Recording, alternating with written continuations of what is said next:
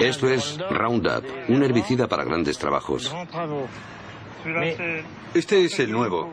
Veo que en ese pone biodegradable. Es el antiguo. Ahora no lleva lo de biodegradable, así que ya no debe ser biodegradable. Es el mismo producto, no deben tener derecho a ponerlo ya. Seguro que no es biodegradable. Cuidado que no nos salpique en la cara. No, no, no. No soy un asesino. Estoy seguro de que esta soja Roundup Ready ya está lista para cosechar.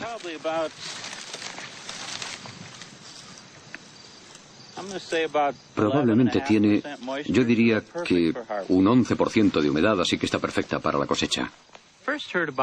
La primera vez que oí hablar de la soja Roundup Ready fue hace 8 años en una revista agrícola. Me pareció una innovación muy interesante. La soja contiene una proteína que ha sido introducida en la planta mediante manipulación genética que la hace resistente al Roundup. El Roundup se pulveriza sobre las plantas. Las ventajas son evidentes. Si busca en mis campos, no encontrará malas hierbas. Siga las instrucciones de empleo. Roundup no implica riesgo alguno para los seres humanos, animales domésticos y su medio ambiente. Marca registrada de Monsanto. Fabricado en Bélgica. Si ves caracoles, no los rocíes porque entonces no se podrán comer. Y ten cuidado con las fresas. Animo a todos los agricultores europeos a conocer la tecnología Roundup Ready. Francamente es muy buena para el medio ambiente. Es un sistema sostenible, así que pruébenlo.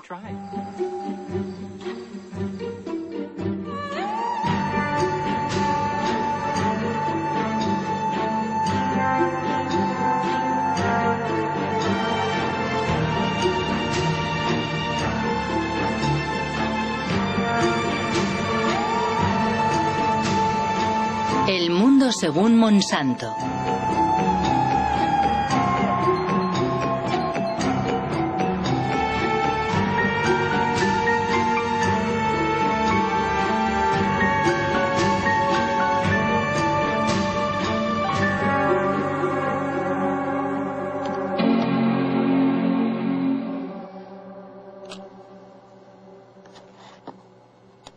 Monsanto. Llevo 20 años recorriendo el mundo y en todas partes he oído hablar de esta multinacional estadounidense. Y la verdad no siempre bien. Deseando saber más, he navegado durante meses por la red, encajando pacientemente las piezas del rompecabezas. En su página de Internet, Monsanto se presenta como una empresa agrícola cuyo objetivo es ayudar a los agricultores a producir alimentos más sanos, reduciendo a su vez el impacto de la agricultura sobre el entorno. Su producto estrella es el Roundup, el herbicida más vendido en el mundo desde hace 30 años.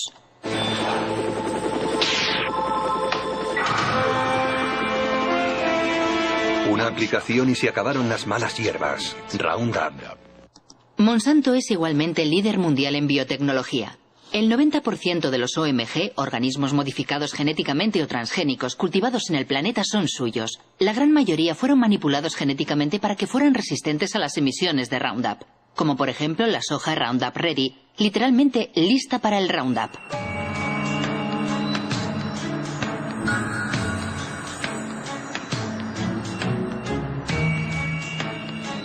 Los transgénicos de Monsanto han invadido el mundo, pero nunca una aplicación agroindustrial había despertado tantas pasiones y polémicas. ¿Por qué? ¿Cuáles son los riesgos de los OMG? ¿Y puede el pasado de la empresa aclarar lo que realmente es o pretende ser en la actualidad? Fundada en 1901 en San Luis, en el estado de Missouri, Monsanto no ha sido siempre una empresa agrícola. Fue en primer lugar una de las mayores empresas químicas del siglo XX. La química trabaja para usted, al igual que Monsanto trabaja para usted. Monsanto. La química creativa hace maravillas para usted. Las maravillas cantadas por la publicidad han hecho de Monsanto una de las empresas más polémicas de la era industrial. Agente naranja. Aspartamo. Hormonas del crecimiento bovino. PCB. Los PCB, aceites químicos utilizados como aislantes en los transformadores eléctricos, fueron la estrella de la compañía durante casi 50 años. Se comercializaron como Aroclor en Estados Unidos, Pyralene en Francia, Oclofen en Alemania, hasta el momento en que fueron prohibidos a comienzos de los años 80. Monsanto, PCB.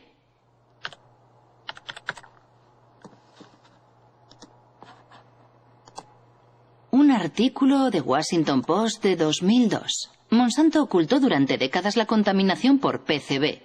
Ocurrió en Anniston, en el estado de Alabama.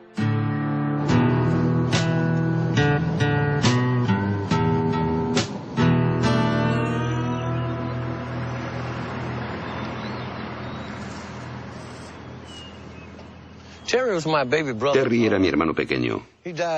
Murió en 1971 de un tumor cerebral, cáncer de pulmón y una enfermedad coronaria. Tenía 16 años. En los últimos 3 años he perdido a la mayor parte de mis amigos. Murieron a causa de enfermedades como el cáncer, la diabetes, la hepatitis, todas enfermedades relacionadas con los PCB.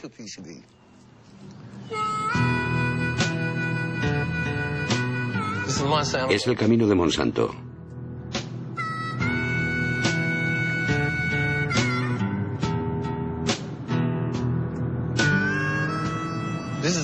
Aquí solo viven negros. Siguen viviendo aquí a pesar de que todas las casas están contaminadas. Hace 6 meses descontaminaron ese jardín de allí. Antes había casas aquí, la gente vivía en ellas, pero todos se tuvieron que mudar y las casas fueron demolidas.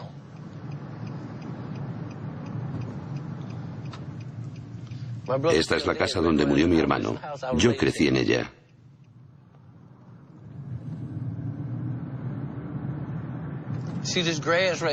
¿Veis aquel talud? Ahí es donde están enterrados los PCB. Monsanto obtuvo permiso para enterrar los PCB en Anniston. Ese es el canal de Snow Creek, que corre sobre cemento. Salía de la fábrica y vertía los PCB justo aquí. El agua estaba envenenada y no se lo dijeron a nadie, salvo al Estado, que no nos dijo nada.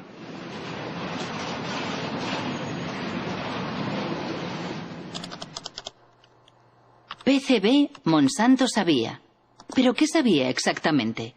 Una organización de defensa del medio ambiente de Washington, dirigida por el ecologista Ken Cook, ha hecho públicos los archivos internos de la firma. La mayoría están clasificados como confidencial. Destruir después de leer. Un documento de 1937.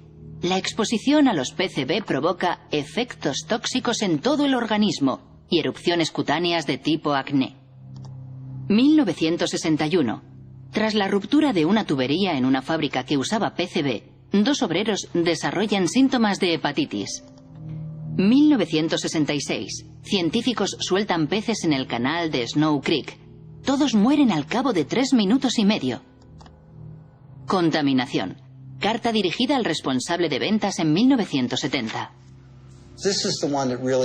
Este documento resume toda la historia. Dice lo siguiente: no podemos permitirnos perder un solo $1 en ventas. Ocultaron el hecho de que estaban envenenando a sus vecinos de Anniston, porque no querían perder ni $1.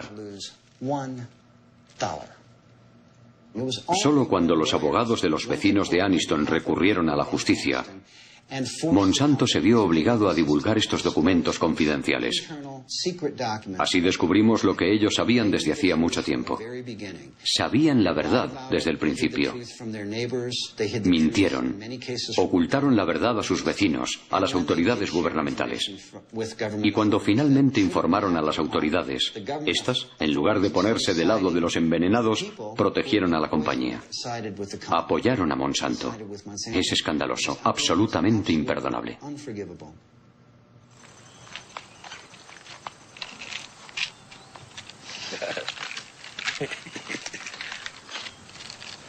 ¿Esta es toda tu medicación?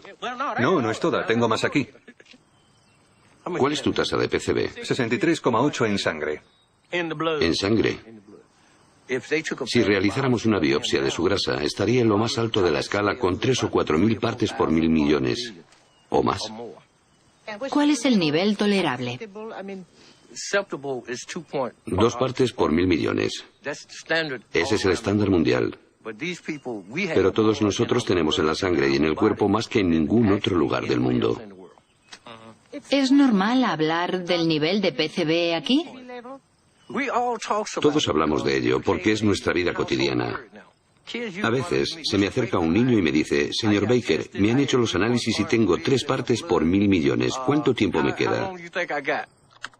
Es una historia absolutamente terrible. ¿Pero qué piensan los científicos? En la red hay muchos artículos acerca de los efectos de los PCB en la salud humana. Uno de los mejores especialistas se llama David Carpenter. Él fue quien realizó los análisis a los habitantes de Anniston. Todos llevamos PCB en nuestro cuerpo. Los osos polares y los pingüinos tienen PCB.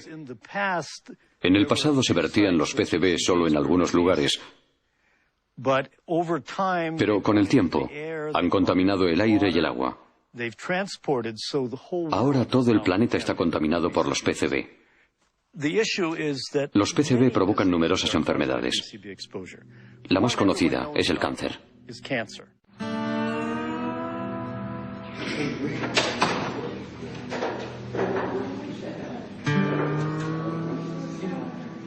Mis análisis dicen que tengo 202 partes por mil millones en mi sistema.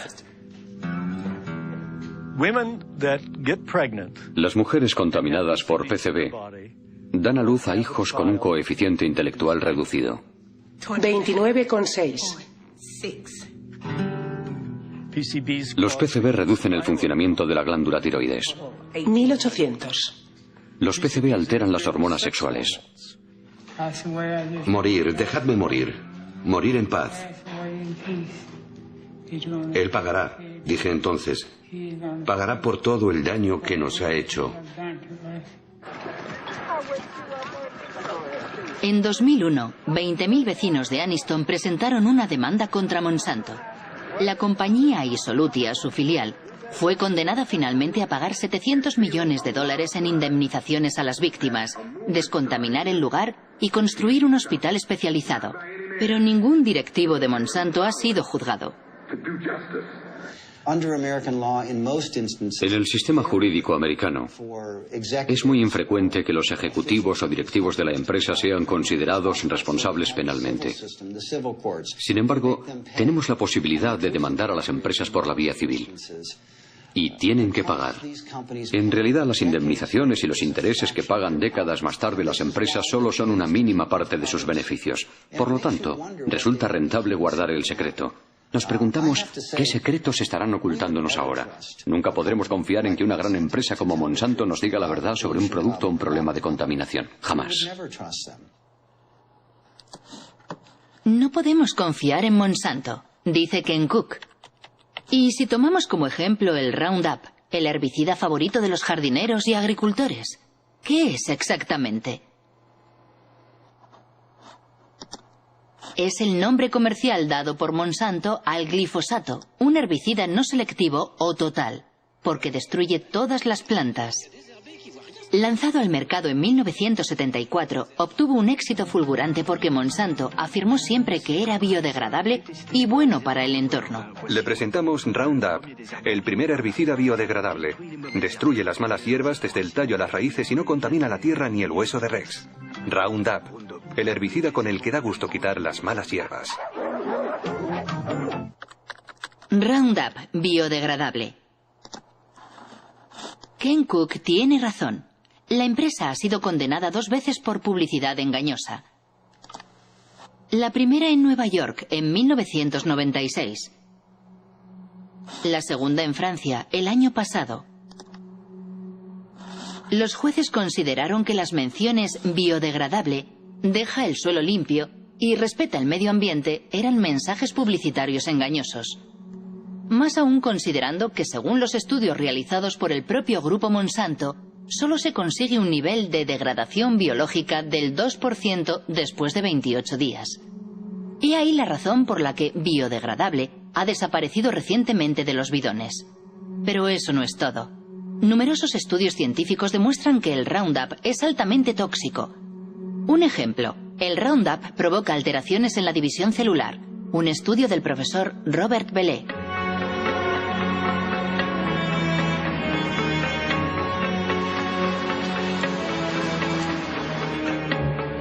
El profesor Bellet trabaja para el CNRS y el Instituto Pierre y Marie Curie. Ha estudiado los efectos del Roundup sobre óvulos fecundados de erizos de mar. La gran sorpresa fue que el Roundup afectaba a la división celular. Enseguida observamos que el Roundup alteraba el proceso de la división celular, no al mecanismo de la división, sino a los mecanismos que controlan la división de las células. Es necesario comprender cómo se origina un cáncer. Al principio las células no son cancerosas, pero a partir de un determinado momento se producen modificaciones en ellas y la modificación principal es lo que se denomina la inestabilidad desde el punto de vista genético. Y esa es la primera alteración que hemos observado y demostrado para el Roundup. Por eso mantenemos que, en nuestra opinión, el Roundup induce las primeras etapas que conducen al cáncer. Y tenemos cuidado de no decir inductor del cáncer, porque el cáncer lo veremos dentro de 30 o 40 años.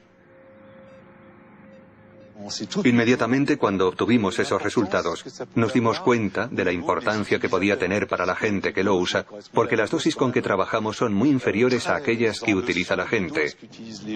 Y pensamos, rápido, es necesario alertar lo antes posible y de la mejor forma posible a la opinión pública. Y para hacerlo pensé que lo mejor sería dirigirme a mis superiores, y me sorprendió un poco, la verdad, muchísimo, cuando me sugirieron o incitaron vehementemente a que no hiciera públicos los resultados porque detrás estaba la cuestión de los transgénicos. Es una historia increíble. Se ha ocultado la toxicidad del Roundup para proteger el desarrollo de los transgénicos. Remontémonos al inicio de la historia de los transgénicos. Según la página web de Monsanto, la soja Roundup Ready fue el primer cultivo transgénico autorizado en Estados Unidos en 1996. Sus productores están agrupados en la ASA, la Asociación Americana de la Soja, cuya dirección puede encontrarse en la página de Monsanto. John Hoffman, su vicepresidente, es un defensor incondicional de la biotecnología. En primavera, hacia el 1 de mayo, fumigo una vez con Roundup para matar las malas hierbas. Y después, 6 o 7 semanas más tarde, hago una segunda aplicación. Y eso es suficiente para todo el año. Antes de que existiera el método Roundup Ready, los campos estaban llenos de malas hierbas. Teníamos que buscarlas y arrancarlas con las manos. Era mucho trabajo. El sistema Roundup Ready me permite ahorrar tiempo y dinero. Aparentemente, la nueva maravilla de Monsanto lo tiene todo para seducir a los agricultores. Pero ¿cómo funciona? ¿Cómo puede sobrevivir la soja a las emisiones de Roundup? Esto es una célula de soja. El corazón de la célula, el núcleo, contiene su ADN, la estructura genética de la soja. Para crear su transgénico, Monsanto atravesó la frontera entre las especies. Sus investigadores han seleccionado un gen procedente de una bacteria que le hace resistente al Roundup. El gen se fija a partículas de oro microscópicas que se bombardean sobre las células de soja con un cañón de genes. El gen penetra en el ADN y fabrica una proteína que permite a la planta resistir al Roundup. Cuando el herbicida es pulverizado, mata a todas las malas hierbas excepto a la soja. A decir verdad, es una extraordinaria hazaña tecnológica. Pero igualmente, la soja destinada a ser fumigada por un potente herbicida terminará en el plato del consumidor. Imaginamos que, por lo tanto, fue cuidadosamente estudiada antes de su comercialización. ¿Quién era el ministro de Agricultura en la época? Dan Glickman, ministro de Bill Clinton entre los años 1995 y 2000.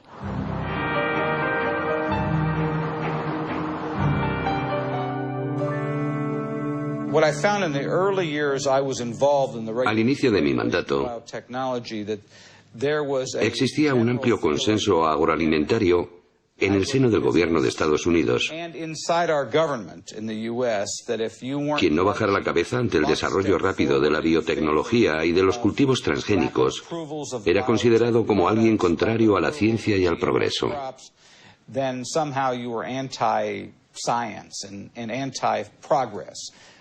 Sinceramente, pienso que deberíamos haber hecho más pruebas. Pero las empresas agroindustriales no querían porque habían hecho inversiones enormes para desarrollar esos productos. Y como responsable del organismo regulador de la agricultura, sufrí muchas presiones para que, digámoslo así, no fuera demasiado exigente. La única vez que me atreví a hablar durante el mandato de Clinton, recibí un buen tirón de orejas, no solo por parte de la industria, también por la gente del gobierno. De hecho, pronuncié un discurso en el que decía que era necesario estudiar con mayor rigor la regulación de los transgénicos, y había personas dentro del gobierno Clinton, sobre todo en el área de comercio exterior, que se enfadaron conmigo. Me dijeron, ¿cómo puedes, tú que trabajas en agricultura, poner en duda nuestro sistema de regulación? Hasta aquí todo está claro. En Estados Unidos, el ministro de Agricultura no da la talla ante los intereses de las multinacionales. Pero, ¿cómo están regulados los transgénicos en Estados Unidos? El texto más importante ha sido publicado por la FDA, la Food and Drug Administration, la agencia encargada de la seguridad de los productos alimentarios y de los medicamentos. Título: Alimentos derivados de nuevas variedades de plantas. Fecha: 29 de mayo de 1992. Principio 1. Los alimentos obtenidos por modificación genética están sometidos a la misma regulación que los obtenidos mediante el cruce tradicional de plantas. Resumiendo, la FDA decidió no crear una categoría especial para los transgénicos. Para más preguntas, dirigirse a James Mariansky, quien entonces dirigía el Departamento de Biotecnología.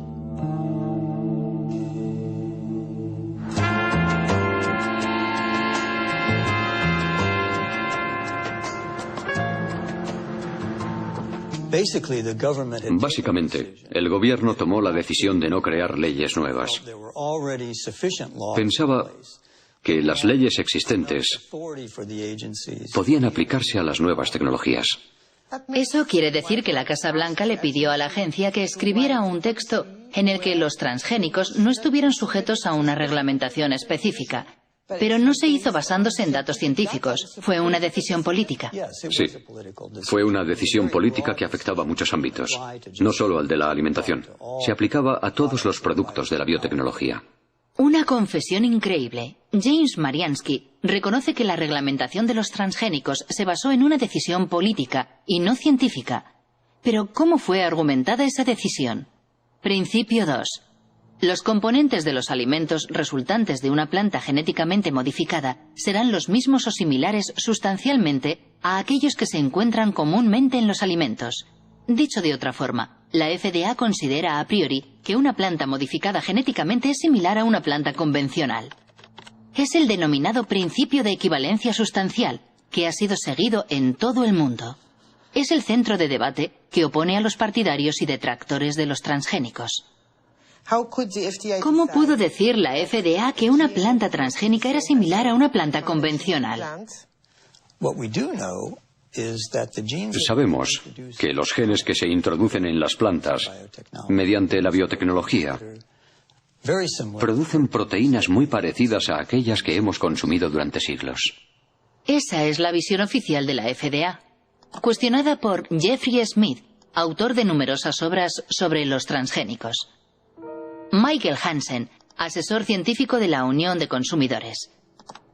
Y el ensayista Jeremy Rifkin, que fue el primero en denunciar el principio de la equivalencia sustancial. Si los alimentos transgénicos están tan extendidos actualmente, es gracias a un engaño de la FDA. Ellos afirman que estos alimentos no son diferentes. Utilizan la expresión equivalencia sustancial o no considerablemente diferentes, lo cual traducen como generalmente reconocido como seguro o GRAS. Normalmente, para que algo sea considerado GRAS, es necesario que se apoyen numerosos estudios y que existe un amplio consenso en el seno de la comunidad científica. Con los alimentos transgénicos no ha existido ni lo uno ni lo otro. La FDA decía, si se introduce un gen en una planta, ese gen es ADN. Dado que consumimos el ADN desde hace mucho tiempo, podemos por lo tanto concluir que esa planta es GRAS. Nuestro punto de vista era que los genes debían ser considerados aditivos alimentarios. Actualmente, cuando queremos agregar a un alimento una gota microscópica de un nuevo colorante, un conservante o un producto químico, se le considera un aditivo alimentario y, por consiguiente, debemos hacer toda clase de pruebas para demostrar que existe la certeza razonable de que no será nocivo. Por el contrario, si manipulamos genéticamente una planta, lo cual puede dar lugar a innumerables diferencias en el alimento, nadie pregunta nada. Aquí en Washington, si frecuentabas en aquella época los lugares donde se reunían los lobbies, podías oírles riéndose de todo eso. Todo el mundo sabía que el principio de equivalencia sustancial era un absurdo. Solo era una forma para todas esas sociedades, y particularmente para Monsanto, de sacar sus productos al mercado rápidamente con la menor injerencia gubernamental posible. Debo decir que defendieron muy bien sus intereses. Recuerdo una reunión en la que los científicos de Monsanto se encontraron con los científicos de la FDA. Hablaban de las modificaciones que provocaban sus trabajos y le preguntaban al FDA cómo iba a regular esos productos. Jamás he visto una sociedad con una influencia tan determinante y a un nivel tan alto sobre las autoridades gubernamentales a cargo de la reglamentación como Monsanto con sus alimentos transgénicos. Existe un documento excepcional en el que se puede ver a George Bush, padre, visitando los laboratorios de Monsanto. Tuvo lugar 9 años antes de la comercialización de la soja Roundup Ready. Me gustaría enseñarle algunos de los pasos que hemos de dar para llevar un gen de un organismo a otro. En realidad, hará las mismas y pequeñas manipulaciones que realizamos en el laboratorio, donde seleccionamos el ADN, lo separamos y lo mezclamos en diferentes partes para unirlas. ¿Unirlas? Unirlas de nuevo. Esta probeta contiene ADN extraído de una bacteria. El ADN tiene el mismo aspecto sea de una planta o de un animal. ¿Qué es lo que estamos viendo? Ah, ya veo. ¿Para qué sirve esto? ¿Para conseguir una planta más fuerte o una planta resistente? En este caso, resistente al herbicida. Comprendo. Tenemos un herbicida fantástico. Este es el químico que... Cuando George Bush efectúa su visita al castillo de Monsanto, es vicepresidente de Ronald Reagan. La consigna de la administración republicana es la desregularización. Se trata de favorecer a la industria reduciendo al máximo las trabas burocráticas, como los exámenes sanitarios o medioambientales sobre los nuevos productos. Y ese es exactamente el problema de Monsanto. Acabamos de solicitar al gobierno que nos permita probarlo por primera vez en una granja de Illinois este año. Seguimos alucinando con esto. Perderemos otros años. Los gastos se disparan y nunca pasa nada. Francamente, debo decir que no tenemos ninguna queja sobre la forma en que el gobierno lleva el tema. Es un proceso muy ordenado. Tienen que asegurarse de hacer lo correcto con estas cosas nuevas. Si en septiembre no tenemos la autorización, puede que pensemos de forma diferente. Llámenme. Nuestro trabajo es la desregularización. Tal vez podamos ayudarles. En 1988, Dan Quayle ocupa el cargo de George Bush, que ha sido elegido presidente de Estados Unidos. 4 años después, el nuevo vicepresidente hace pública la política del gobierno estadounidense relativa a los transgénicos, conforme a los deseos de Monsanto. Damos este paso como parte de la iniciativa presidencial de eliminación de reglamentación, ahora en su segunda fase. Estados Unidos ya es el líder mundial en biotecnología y queremos que siga siéndolo. Solo en 1991 la industria de la biotecnología ha supuesto $4.000 millones. Esperamos que alcance los $50.000 millones en el año 2000. siempre que impidamos la proliferación de una regulación innecesaria. ¿Cree que fue una conspiración? La palabra conspiración es un poco fuerte, pero desde el punto de vista de la empresa, sin duda fue un asalto al poder. Enseguida, un tal Michael Taylor se convirtió en el administrador adjunto de la FDA, justo en el momento en el que se estaban redactando las normas de los alimentos transgénicos. ¿Quién es Michael Taylor? En Internet solo hay una imagen de ese hombre oscuro. Actualmente dirige la Fundación Recursos para el Futuro.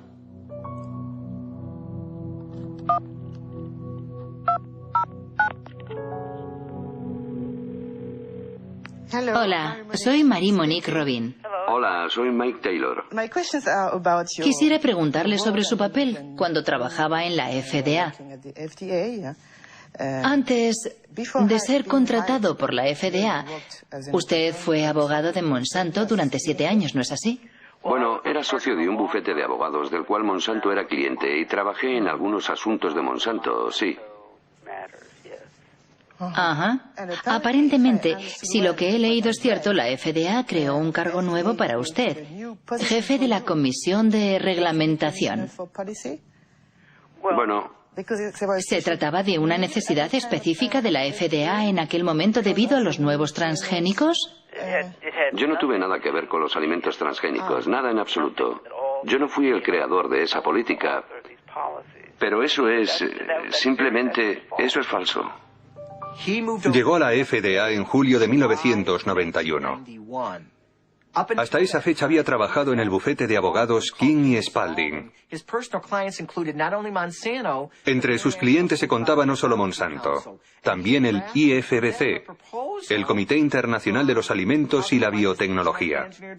Escribió un documento para el IFBC explicando la manera en la que al Consejo le gustaría que se reglamentaran los alimentos transgénicos. Si comparamos la propuesta de Michael Taylor para el IFBC y el texto publicado por la FDA, son muy parecidos. Si él no es el autor del reglamento, entonces alguien cogió su documento y lo modificó levemente antes de publicarlo. El señor Taylor era entonces el comisario adjunto y fue él quien dirigió el proyecto. Él era el jefe, el autor del reglamento, el responsable de llevar el proyecto a buen término. Monsanto supo llevar perfectamente el juego político y legal. Desempeñó un papel clave en la aprobación de la comercialización de las hormonas de crecimiento bovino y en la manera en que el gobierno americano ha administrado la biotecnología. Michael Hansen acaba de mencionar la hormona del crecimiento bovino. ¿De qué se trata? Al parecer es una hormona transgénica que se le inyecta a las vacas para aumentar su producción láctea un 20%. Lo mínimo que se puede decir es que no le gusta a todo el mundo. La hormona es una amenaza para nuestra salud. Veneno mortal. Manipulación. Bautizada como RBGH, hormona recombinante de crecimiento bovino, el producto es comercializado por Monsanto desde 1994, con el nombre de Posilac.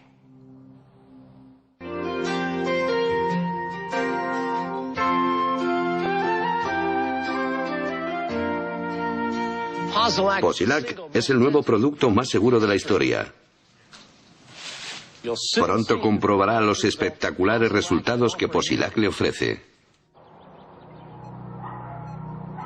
En 1985, Monsanto presentó un informe ante la FDA solicitando la autorización para comercializar el Posilac.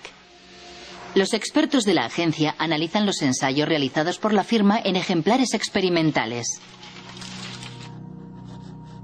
El veterinario de la FDA responsable del expediente se llama Richard Barrocks. En una entrevista declara que responsables de la agencia han suprimido y manipulado datos.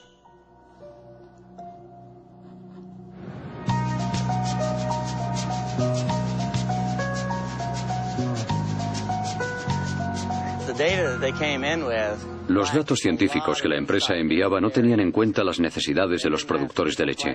A saber, 2 cuestiones clave.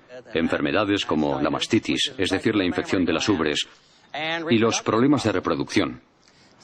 Cuando vi que faltaban aquellos datos, les dije, chicos, tenéis que recoger más información. Eso les retrasó de 2 a 3 años. ¿Informó a la FDA de sus preocupaciones? Poco a poco me fueron marginando. Mi jefe puso a sus colaboradores a cargo del expediente y yo tuve cada vez menos acceso a los datos, incluidas cosas que había pedido personalmente, como los estudios sobre la mastitis. Me convertí en un obstáculo, así que decidieron eliminarme y apartarme del trabajo. Hasta que finalmente me despidieron. Me acompañaron hasta la puerta y allí se terminó todo para mí. ¿Recibió amenazas? Sí, de los abogados de Monsanto. Cuando recurrí mi despido ante la justicia, ellos le dijeron a mi abogado que me denunciarían si revelaba secretos de la empresa para mi defensa. Finalmente, la FDA sería condenada a readmitir al veterinario demasiado concienzudo, quien, asqueado, terminaría renunciando. Pero eso no es todo. En Internet se habla también de documentos robados a la FDA y enviados al profesor Samuel Epstein, dirigente de la Coalición por la Prevención del Cáncer.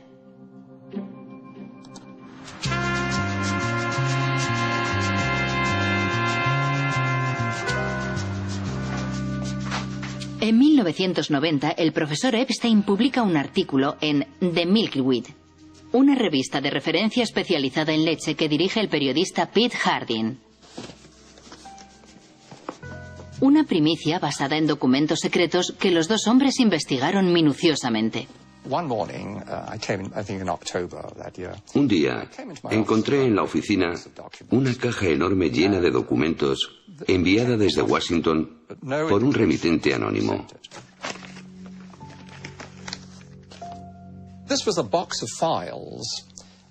La caja contenía todos los datos de los estudios veterinarios que Monsanto había enviado a la FDA desde hacía 6 años. Una auténtica maravilla.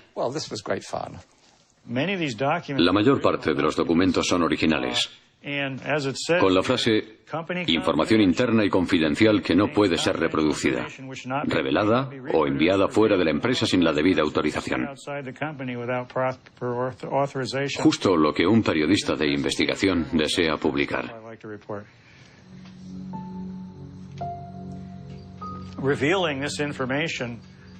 La revelación de esos informes enfureció a Monsanto y a la FDA. Nosotros demostramos que los cambios fisiológicos observados en los animales tratados con la hormona eran dramáticos.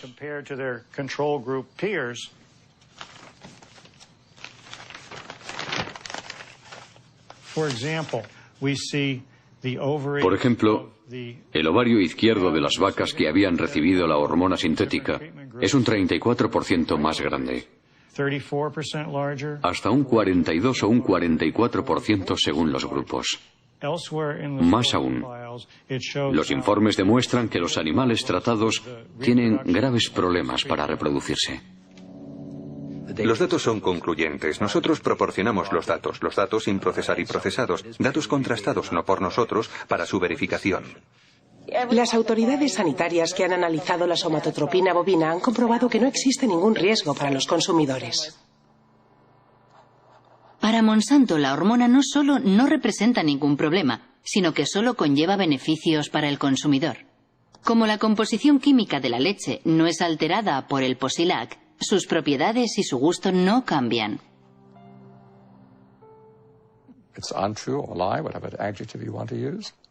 No es verdad, es mentira. Es un producto muy diferente por muchas razones.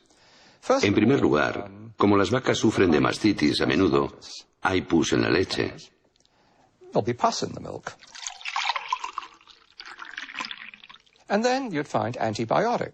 Además, debido al tratamiento de la mastitis, se encuentra una gran cantidad de antibióticos en la leche. Por último, se ha observado un aumento importante del llamado IGF-1, el factor insulina de crecimiento. Desde los años 80, unos 60 estudios han demostrado que existe una relación directa entre un nivel elevado de IGF-1 y el cáncer de mama, de colon y de próstata. Es una historia absolutamente asombrosa. ¿Hubo otros países que autorizaran la RBGH? Al parecer, la hormona fue prohibida en Europa y Canadá. En Canadá también. La Agencia de la Salud de Canadá suele calcar sus decisiones de la FDA. RBGH. Escándalo en Santé, Canadá. Monsanto acusado de intento de soborno. En octubre de 1998, 3 científicos de Santé, Canadá, declararon ante una comisión del Senado por oponerse a la comercialización de la hormona transgénica. El escándalo ha sido descubierto por el Dr. Shiv Chopra, un whistleblower, en inglés alguien que da la voz de alarma.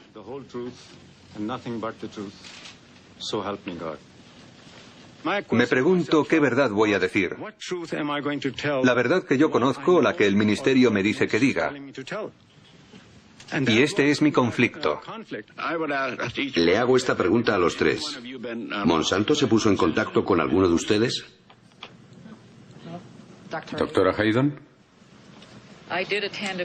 Asistí a una reunión en 1989-90 con representantes de Monsanto y el doctor Drennan, mi superior, y también el doctor Messier.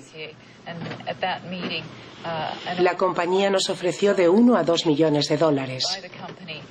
No sé lo que sucedió después, pero mi director dijo después de la reunión que iba a presentar un informe sobre lo ocurrido a sus superiores. ¿Cómo reaccionó Monsanto? Bien, Monsanto no negó que hubiera ofrecido 2 millones de dólares durante aquella reunión.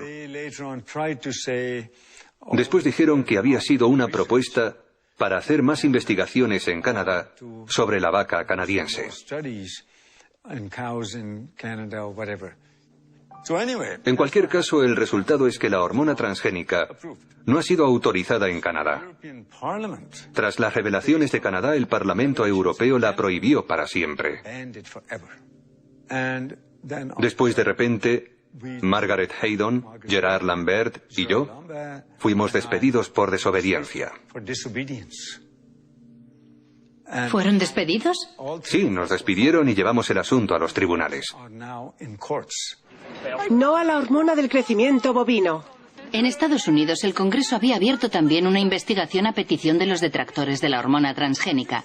Entre otras cosas, denunciaban la prohibición de etiquetar la leche según su origen, lo cual impedía elegir a los consumidores. Curiosamente, la investigación nunca concluyó.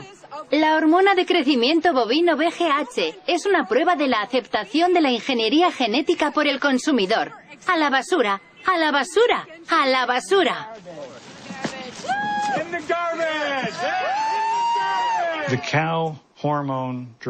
La hormona del crecimiento bovino representa la primera aplicación de la biotecnología en la producción de alimentos. Y Monsanto es una multinacional muy poderosa, con muchos contactos en las altas esferas del Estado. Para el gobierno federal, el desarrollo de la biotecnología supone una apuesta tan importante que prefiere ignorar estas cuestiones, digamos secundarias, que son la salud de las vacas o de los consumidores. La razón por la cual la FDA ha autorizado la comercialización del RBGH es que numerosos antiguos empleados de Monsanto ocupan puestos clave en la FDA. Entraron en la agencia para conseguir que ésta aprobara el producto. Es lo que llaman las puertas giratorias, con un efecto de doble hélice. ¿Puertas giratorias? Sí, las puertas giratorias. No solo en agricultura hay puertas giratorias. Las hay en muchos sectores. Donald Rumsfeld fue director general de Searle, una filial de Monsanto. El antiguo embajador estadounidense de Comercio Exterior, Mickey Cantor, fue consejero de administración de Monsanto. Clarence Thomas, juez de la Corte Suprema, trabajó para Monsanto. Monsanto, puertas giratorias, en francés las sillas musicales. Estado de la cuestión no exhaustivo en 1999. Linda Fisher pasa de la EPA a la Agencia de Protección Ambiental a Monsanto. Michael Friedman de la FDA a Monsanto. Marshall Hale y Josh King de la Casa Blanca a Monsanto. Margaret Miller de Monsanto a la FDA. William D. Ruckelshaus de la EPA a Monsanto. Sin olvidar a Michael Taylor, que ha hecho varias veces el camino de ida y vuelta. Una vez terminada su misión en la FDA, ¿fue nombrado vicepresidente de Relaciones Públicas de Monsanto? Sí. ¿Para usted no existe el conflicto de intereses? No. Y de nuevo, las reglas son las reglas. Y yo jugué según las reglas. Considero que en términos de aceptación pública ha sido un error tras otro.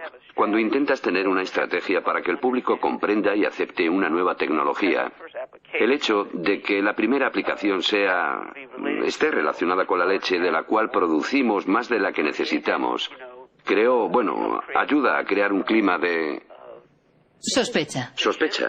Creo que la idea de que las compañías no estén obligadas en todos los casos de alimentación transgénica a contar con la autorización de la FDA, a diferencia de lo que ocurre en Europa, creo que eso, para la confianza del público, desde la perspectiva del consumidor, no es un sistema suficiente. Personalmente dije que el Congreso debía cambiar la ley. El Congreso debería crear un sistema de notificación obligatorio que asegure que todos los productos sean supervisados por la FDA y que la FDA certifique la seguridad de todos los productos. Una declaración sin duda muy interesante. Al parecer, Michael Taylor se arrepiente de la normativa que él mismo firmó en 1992. ¿Qué pensaban los científicos de la FDA? ¿Existía un consenso sobre la regulación de los transgénicos? Documentos internos demuestran que la agencia ignoró las inquietudes de sus propios científicos. Firmado Steven Drucker.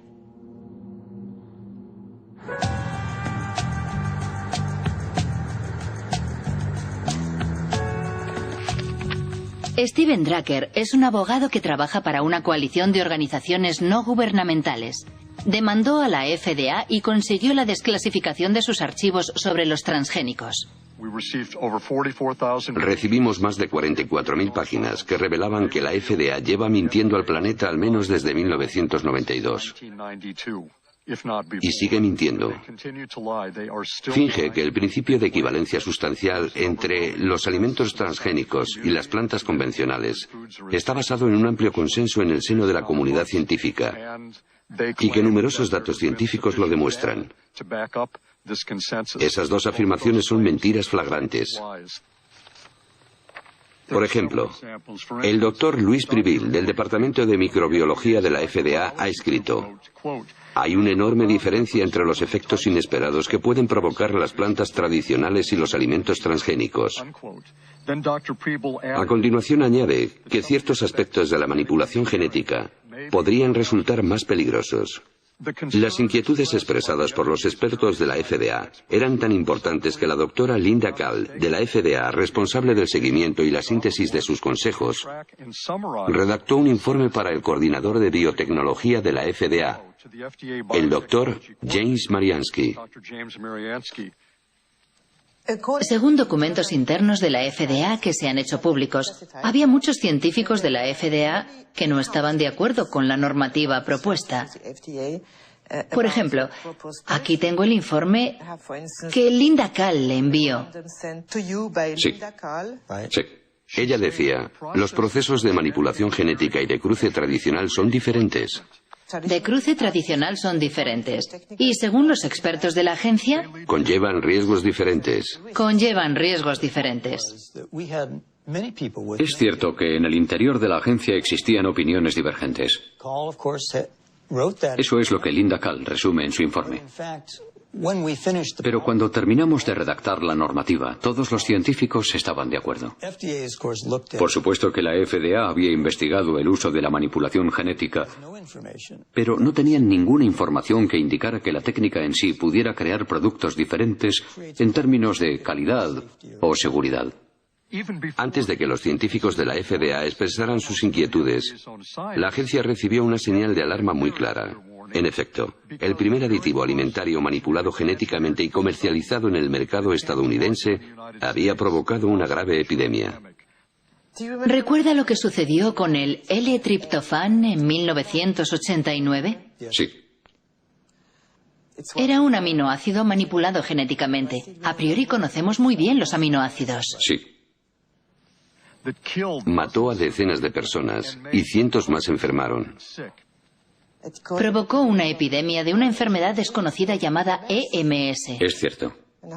¿Cuántas personas murieron? Sí, pero nosotros teníamos muchos... 37 y más de 1000 inválidos. ¿Lo recuerda? Lo recuerdo. Según un documento de la FDA, usted dijo, no sabemos cuál es la causa del EMS, pero no podemos descartar la hipótesis de que se deba a la manipulación genética. ¿Dijo usted lo que acabo de leer? Sí. Increíble. James Mariansky no descartaba que la manipulación genética pudiera provocar efectos inesperados, pero no movió un dedo.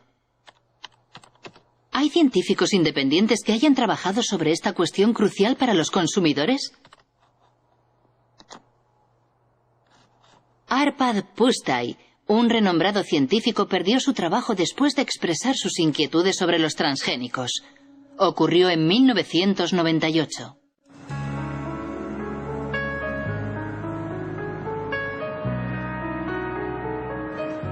Arpad Pusztai trabajaba para el Instituto Rowlett, en Escocia, y había dirigido un estudio sobre las patatas transgénicas por encargo del Ministerio de Agricultura. El presupuesto de más de 2 millones de euros movilizó a 30 investigadores durante 2 años para preparar la llegada de los transgénicos a Gran Bretaña. Todos estábamos entusiasmados. Yo estaba entusiasmado. El ministerio pensaba que si hacíamos ese estudio, examinando todos los aspectos, aquello serviría de apoyo a los alimentos transgénicos. Cuando llegara el momento de comercializar los productos, podrían decir que el mejor laboratorio de nutrición europeo había comprobado que no existía ningún problema. Arpad Pusztai es especialista en lectinas. Son proteínas que tienen una función insecticida y que protegen a las plantas contra los pulgones. Los científicos del Instituto Rowlett crearon patatas resistentes al pulgón insertando un gen del narciso de las nieves que produce la famosa lectina. Antes, habían verificado que las lectinas, en su estado natural, no son peligrosas para la salud. Las patatas transgénicas fueron probadas en ratas. Constatamos 2 efectos. En primer lugar, la proliferación de células en el estómago, lo cual no es bueno. Yo no digo que sea canceroso, pero puede facilitar el desarrollo de tumores causados por los productos químicos.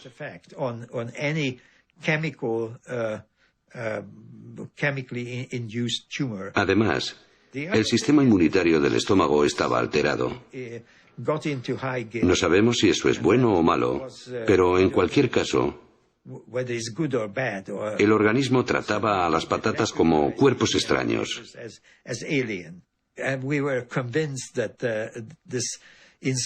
Estábamos seguros de que la manipulación genética estaba en el origen del problema y no el gen de la lectina, porque lo habíamos comprobado aisladamente en una concentración 800 veces mayor sin consecuencias negativas. Era muy importante porque la FDA hablaba en la época de una tecnología neutra. Nosotros dijimos en público que el problema en sí no era el gen, sino la técnica de inserción. Cuando llegaron a Gran Bretaña los primeros cargamentos de soja norteamericana, la BBC entrevistó a Arpad Pusztai sobre la cuestión. Como científico que trabaja en este campo, considero que es muy injusto utilizar a nuestros conciudadanos como cobayas. Creo que jamás me perdonaron que dijera aquello. Monsanto comprendió rápidamente la importancia de nuestros resultados. Ya estaban al corriente antes de la emisión de la entrevista, porque el Instituto de Investigación Agrícola recibía mucho dinero de Monsanto. Comprendieron rápidamente las consecuencias de nuestro estudio. A la mañana siguiente de la emisión de la entrevista, Arpad Pusztai es despedido y su equipo de investigación disuelto. El profesor Stanley Ewen, un renombrado histólogo, era el encargado de estudiar el impacto de las patatas transgénicas en los órganos de las ratas. Desde aquel incidente no se hace ninguna ilusión sobre la independencia de la ciencia. Yo estaba extraordinariamente enfadado y muy alterado. Era como si el suelo hubiera desaparecido bajo mis pies. ¿Qué era lo que había pasado? También desacreditaron a Stanley. No solo a Arpad y a mí. Stanley fue jubilado y desacreditado en la universidad. ¿Es verdad? Sí. Sí. Fue muy duro. El lunes nuestro trabajo era formidable. El martes merecía estar en la basura. Yo tenía una ligera idea de lo que había podido ocurrir, pero no pude confirmarlo hasta hace algo menos de 8 años. Estaba en una cena, y en la mesa, a mi lado, había alguien del Instituto Rowett llamado Dataroi. En cierto momento le dije, es horrible lo que le pasó a Arpad, ¿verdad? Y él me respondió, sí, pero ¿no sabías que Downing Street llamó 2 veces al director? Entonces comprendí que había algo supranacional en todo este asunto. El despacho de Tony Blair había recibido presiones para detener nuestro trabajo porque los norteamericanos pensaban que podría crearle problemas a su industria biotecnológica. El caso de Arpad Pusztai provocó un rechazo masivo a los alimentos transgénicos en Gran Bretaña, apoyado por Greenpeace, hasta tal punto que un año después, Robert Shapiro, presidente de Monsanto, aceptó participar en una teleconferencia organizada por la Asociación Ecologista. Es el único documento filmado que existe del antiguo presidente, que había inclinado la compañía al área de la biotecnología, lanzando un nuevo lema: alimento, salud y esperanza. Monsanto hizo grandes esfuerzos para imponer sus productos en todos los ámbitos con el apoyo pleno de las multinacionales fabricantes de alimentación, distribuidores, empresas de comunicación, agencias estatales e incluso gobiernos. No se comportan como una empresa que ofrece vida y esperanza, sino como matones que intentan imponer sus productos.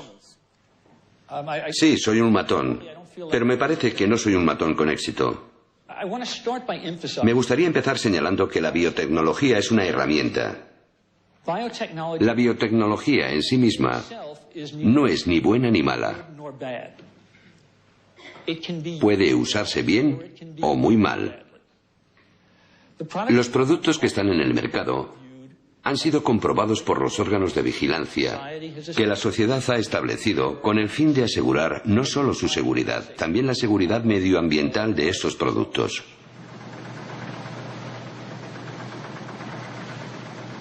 Diez años después de su lanzamiento comercial, la soja Roundup Ready representa el 90% de la soja cultivada en Estados Unidos, y el 70% de los alimentos vendidos en los comercios americanos contiene productos transgénicos. A diferencia de lo que ocurre en Europa, los consumidores no pueden elegir, porque está prohibido etiquetarlos como transgénicos. Una consecuencia directa del principio de equivalencia sustancial. Tengo un grano de soja en la mano y lo puedo comer con toda confianza. Es muy seguro. Creo que la FDA confía en que esta soja es tan segura como las demás variedades. ¿Cómo puede estar tan segura la agencia? Se basa en los datos que la empresa proporcionó a la FDA y que han sido evaluados por los científicos de la agencia. A ninguna empresa le interesa realizar un estudio para, a continuación, ocultar los resultados. ¿Cómo puede estar tan seguro James Mariansky? Si tecleamos Monsanto falsificó estudios científicos, obtenemos 174.000 respuestas. Entre ellas un informe de la EPA, la Agencia de Protección Ambiental de Estados Unidos. Monsanto habría falsificado investigaciones sobre los efectos cancerígenos de la dioxina.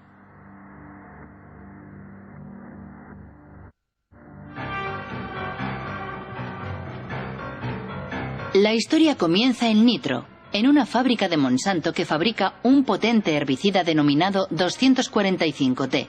En 1945, una explosión provoca efectos inesperados.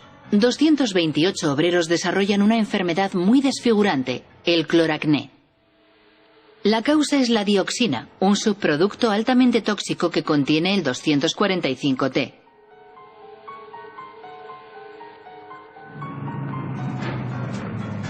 El 245T era el componente principal del agente naranja, el defoliante empleado por el ejército americano en la guerra de Vietnam. En los años 60, 40 millones de litros de agente naranja fueron arrojados en el sur del país, es decir, 400 kilogramos de dioxina pura. 3 millones de personas fueron contaminadas, entre ellas miles de soldados americanos.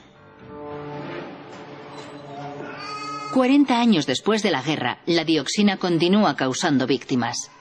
Se dice que actualmente el veneno provoca cáncer y graves alteraciones genéticas.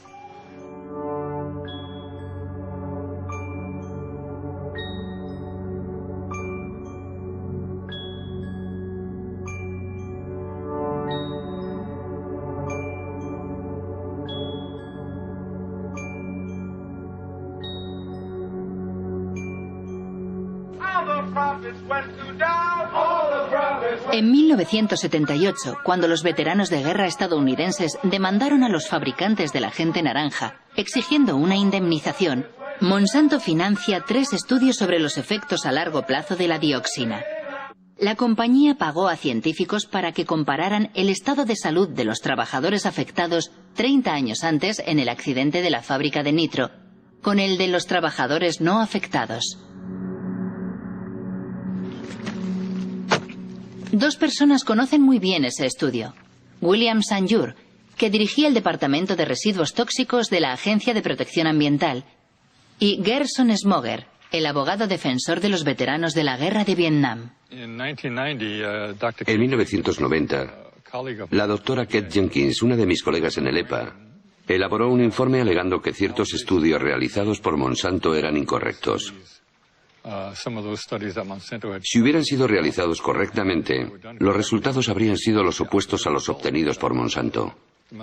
Sus estudios demostraban que la dioxina no es un agente cancerígeno para el hombre. Tenían los datos de las investigaciones y manipularon su interpretación para llegar a la conclusión que querían.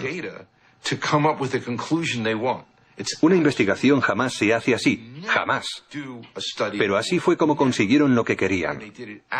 Más tarde descubrimos que había 5 personas con cáncer, que en uno de los estudios habían sido registradas como expuestas a la dioxina. En el otro estudio, esas mismas 5 personas eran presentadas como no expuestas. Al introducir esas 5 personas en el grupo de no expuestas, provocaban la impresión de que había los mismos casos de cáncer en ambos grupos. De esa forma llegaban a la conclusión de que no había ninguna diferencia. Fue así como miles de veteranos de guerra vieron rechazada su demanda de una indemnización por haber sido expuestos al agente naranja. Esos estudios afectaron a toda la legislación en Estados Unidos durante 7 o 9 años. Como Kate Jenkins era una buena científica y una buena empleada de la EPA, y una persona valiente, dicho sea de paso, envió un informe al Consejo Científico de la EPA solicitando que se examinaran de nuevo esos estudios para comprobar su metodología. De hecho, jamás se ha investigado a Monsanto. Nadie investigó esos 2 estudios, nadie. La única investigación que se llevó a cabo fue sobre Kate Jenkins, la persona que dio la voz de alarma. Su vida se convirtió en un infierno. La acosaron, la obligaron a cambiar de trabajo, la persiguieron. ¿Cree a Monsanto cuando dicen que sus transgénicos no representan ningún problema para la salud? No me creo ni una palabra de lo que dice esa empresa, nada. Todo lo que dicen debe ser minuciosamente verificado por personas independientes, con la condición de que sean competentes y realmente independientes. Efectivamente, para demostrar la inocuidad de la soja Roundup Ready, Monsanto realiza un estudio que se publicó en 1996 en una revista científica importante. Supuestamente, medía los efectos de la soja transgénica sobre la salud de los animales, en especial sobre las ratas. El estudio fue cuidadosamente desmenuzado por un científico danés ya fallecido, el noruego Ian Prime.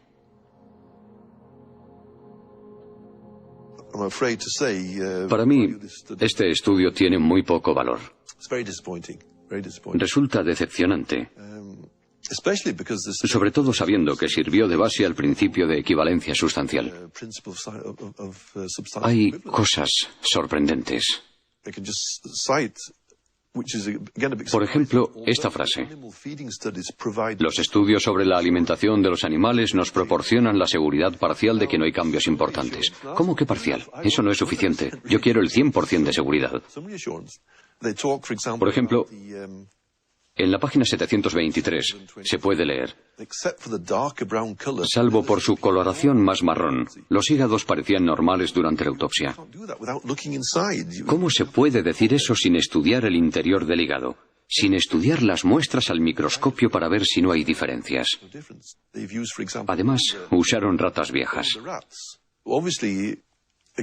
Cuando se quieren ocultar los problemas, no hay nada mejor que coger animales adultos, porque son los jóvenes los que permiten observar si se ha producido alguna modificación.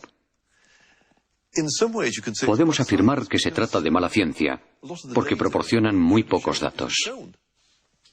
¿Intentó conseguir los datos originales del estudio sobre las ratas?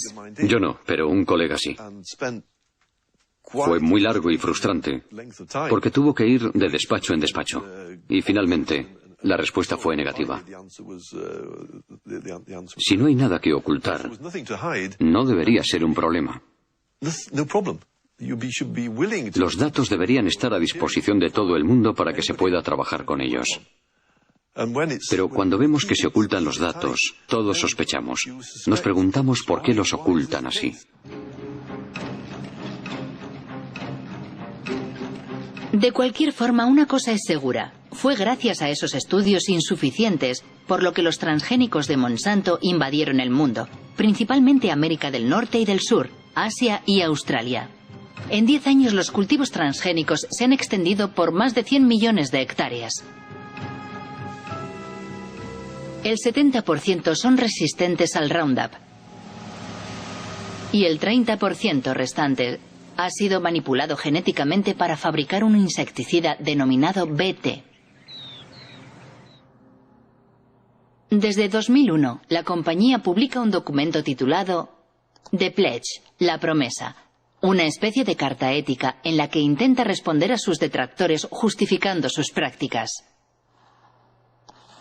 En el corazón de su oposición a los transgénicos se encuentra singularmente la cuestión de las patentes.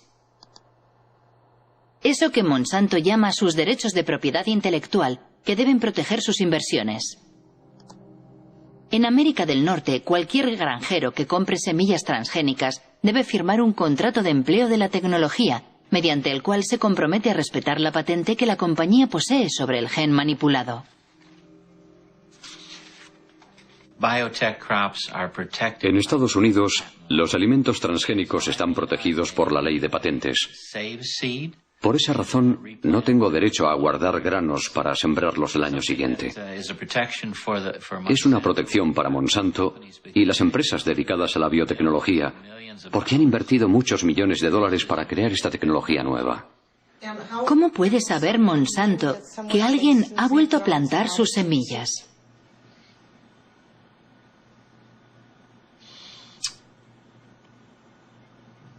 No sé responder a esa pregunta.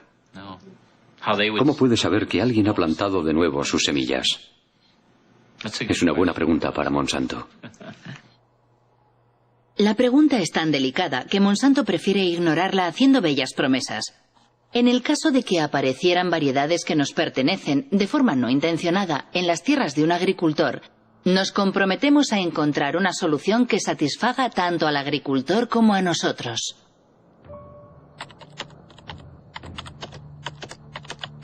Pero la realidad resulta mucho menos idílica. El Centro para la Seguridad Alimentaria de Washington ha publicado un estudio sobre los agricultores demandados por Monsanto por no respetar su patente sobre semillas. Se han contado al menos un centenar de procesos y numerosas quiebras. Entre las víctimas se cuenta Troy Rush, un agricultor de Indiana.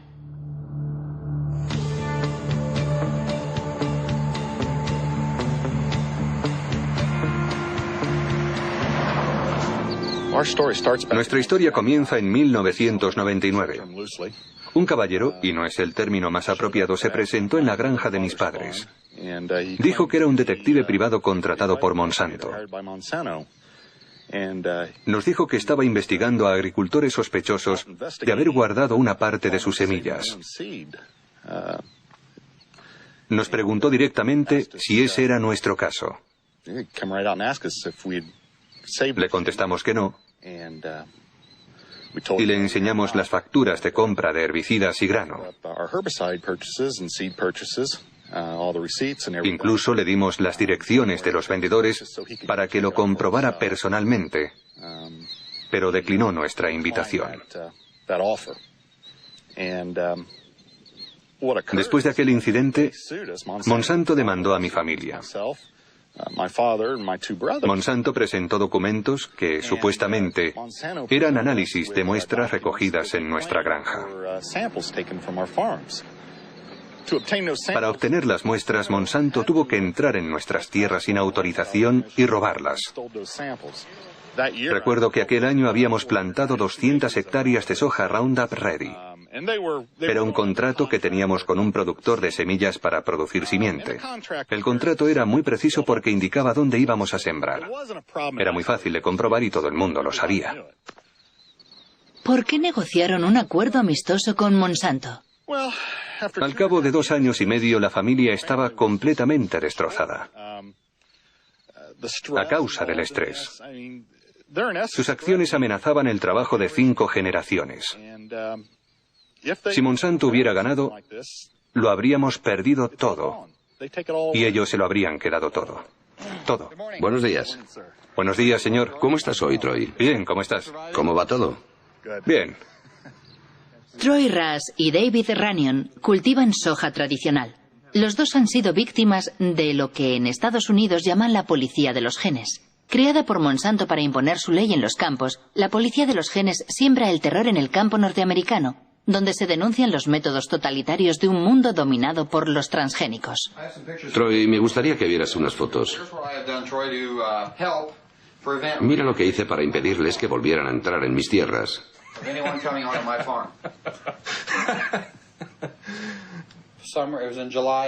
Era el mes de julio de 2003.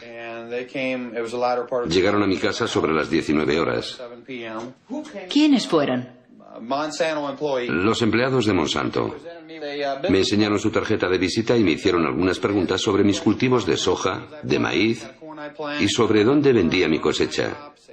Les dije, vale, se acabó la conversación. Las patentes lo han cambiado todo. Han destruido la confianza que existía entre vecinos. Personalmente, solo hablo y tengo amistad con 2 agricultores. ¿De verdad tienen miedo los agricultores? Por supuesto que tienen miedo. Es imposible defenderse de esa compañía. Han creado una industria cuyo único objetivo es destruir las vidas de los agricultores. Todo el mundo tiene miedo. ¿Tiene miedo de que le denuncie un vecino? Sí. ¿Sí? Sí, es sencillo.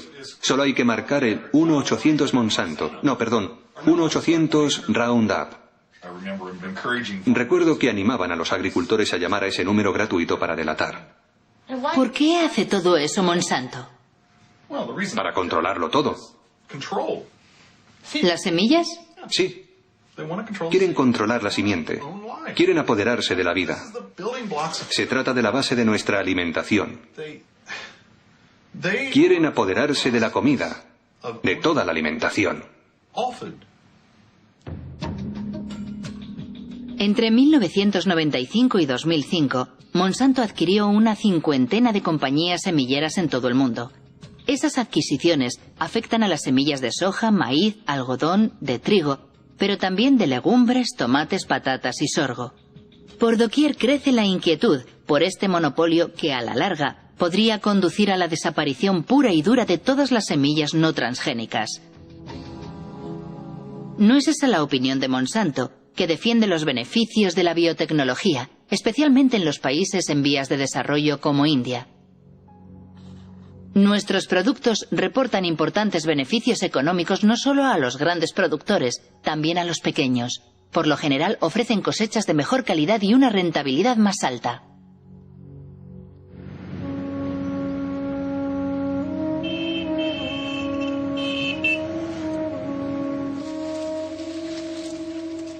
India es el tercer productor mundial de algodón. En 1999, Monsanto compró Maiko, la primera empresa productora de semillas del país. 2 años más tarde, el gobierno indio autorizó los cultivos BT, denominados Bollgard, que fueron manipulados para fabricar un insecticida que supuestamente repele los ataques del gusano americano, un parásito del algodón. Día y noche, las 24 horas todos los días. Bollgard te protege. Este es el poder de Bollgard. Menos herbicida, más beneficios. Semillas de algodón Bollgard. El poder para vencer a los insectos. Desde el año 2001, Kiran Sakari y Abdul Gaim estudian día a día los cultivos del algodón transgénico entre los pequeños agricultores del distrito de Warangal. Cada año, estos 2 ingenieros agrónomos publican un informe comparando el rendimiento y los costes de producción del algodón BT con el del algodón convencional. En 2006, la cosecha fue arrasada por una enfermedad que afecta a los cultivos transgénicos. Las plantas de este campo de algodón Bollgard están infectadas por la Rhizoctonia. El interior del tallo es fibroso, al contrario que en una planta sana. Es típico de esta enfermedad. Todos los agricultores dicen que nunca lo habían visto. En el estudio que realizamos en 2001, solo observamos la enfermedad en algunas plantas de algodón BT.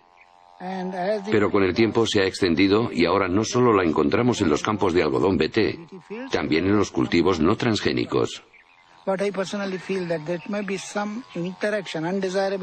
Personalmente creo que existe una mala interacción entre la planta manipulada y el gen insertado.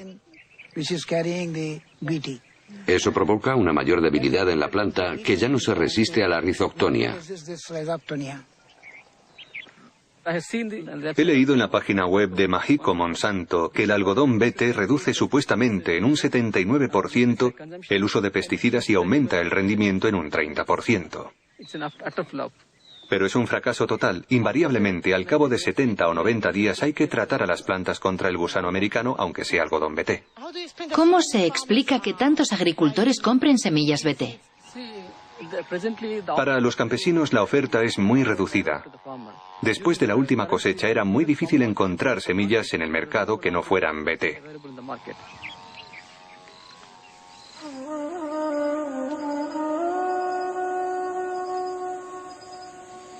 Actualmente en India, Monsanto controla prácticamente la totalidad del mercado de simiente de algodón. Una manera de imponer sus semillas transgénicas 4 veces más caras que las semillas convencionales. Para conseguirlas, los campesinos se ven obligados a empeñarse con intereses de usura. Si la cosecha es mala, van a la quiebra.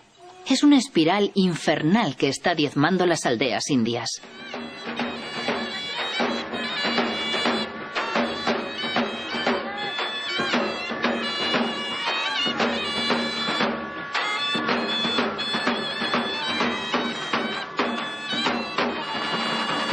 ¿Por qué razón se suicidó? La cosecha se ha perdido. ¿Algodón BT? Sí, algodón BT. ¿Hay alguna otra razón? Las deudas. ¿Qué edad tenía? 25 años. Se bebió 1 litro de pesticida.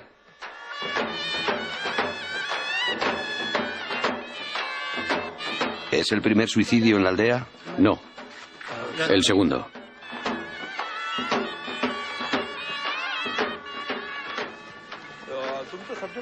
Funerales como el que acabamos de ver se repiten 3 veces al día en la región de Vidarbha, donde el algodón BT se introdujo en 2005.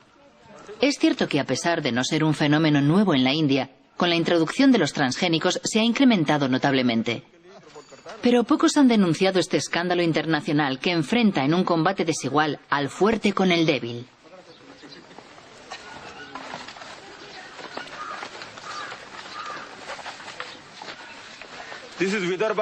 En las zonas de Vidarbha, donde se cultiva el arroz, se producen pocos suicidios.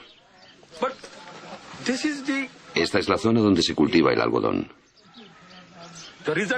El resultado del algodón BT es que el primer año hubo 600 suicidios entre junio de 2005 y junio de 2006. El segundo año, tan solo 6 meses después, ya llevamos 680 suicidios. Es un desastre. Sí, es un desastre completo. El problema reside en que los alimentos transgénicos hacen que los agricultores dependan completamente de las fuerzas del mercado. No solo tienen que pagar la simiente más cara, también tienen que comprar abonos. Además, el consumo de insecticidas no se reduce. Es mentira. Monsanto dice que los transgénicos son mejores para el pequeño agricultor. ¿Qué opina usted? Nuestra experiencia demuestra que eso es completamente falso. Es mentira.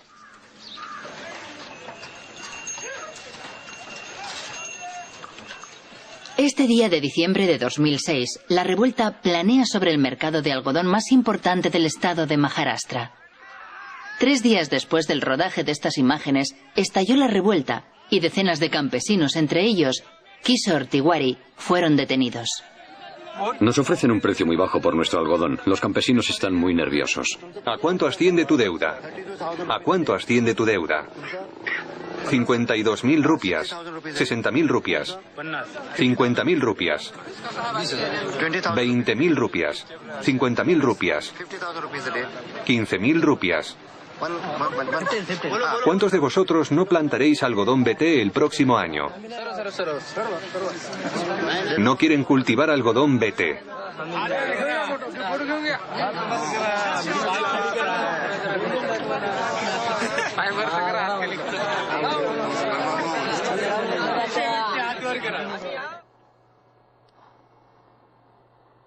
Las semillas del suicidio. Es el título de un libro escrito por Vandana Shiva. Esta física, ganadora del Premio Nobel Alternativo, dirige una fundación económica y una red de granjas productoras de semilla bautizada Nadyana.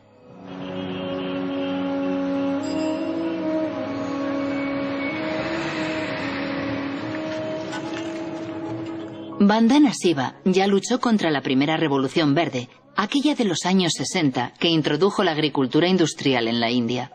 En la actualidad denuncia la que ella denomina Segunda Revolución Verde, la de los transgénicos de Monsanto protegidos por patentes. La diferencia entre las dos es que la primera Revolución Verde fue dirigida por el sector público y las agencias gubernamentales controlaban la investigación. La Segunda Revolución Verde está dirigida por Monsanto. La segunda diferencia es que la primera Revolución Verde tenía el objetivo oculto de vender más productos químicos, pero su motivación principal era producir más alimentos y alcanzar la seguridad alimentaria. Al final, aunque se hiciera en detrimento de otros cultivos como las leguminosas, se produjo más arroz y trigo para alimentar a la gente. La Segunda Revolución Verde no tiene nada que ver con la seguridad alimentaria. Su único objetivo es aumentar los beneficios de Monsanto. Ellos siempre han dicho que la manipulación genética es un medio para conseguir patentes. Ese es su verdadero objetivo. Si observan la estrategia de investigación que Monsanto desarrolla en este momento, la compañía está probando una veintena de plantas en las que ha insertado el gen BT, la mostaza, el gumbo, la berenjena, el arroz, la coliflor. Una vez que imponga como norma el derecho de propiedad sobre los granos modificados genéticamente, podrá empezar a cobrar derechos de autor. Todos dependeremos de Monsanto por cada semilla que plantemos y cada campo que cultivemos. Si controla las simientes, controlará la alimentación. Y ellos lo saben, esa es su estrategia. Eso es más poderoso que las bombas, más poderoso que las armas.